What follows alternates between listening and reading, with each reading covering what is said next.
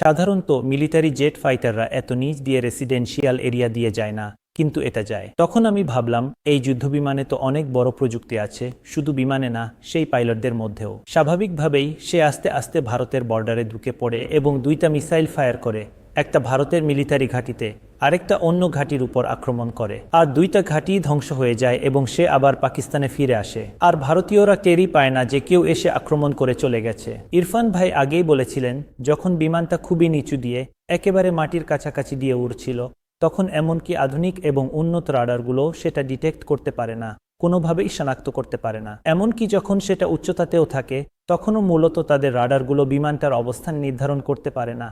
তাদের কাছে শুধু একটি সিগন্যাল আসে যে আমাদের সীমানায় কোনো শত্রু বা কোনো গোয়েন্দা বিমান ঢুকেছে, কিন্তু সেটা ঠিক কোথায় আছে সেটা তারা বুঝতে পারে না, কোনোভাবেই নিশ্চিত হতে পারে না। এভাবে বিমানটা আবার ফিরে আসে, আর তখন ব্ল্যাক জেট ফাইটারের পাইলটরা আসে।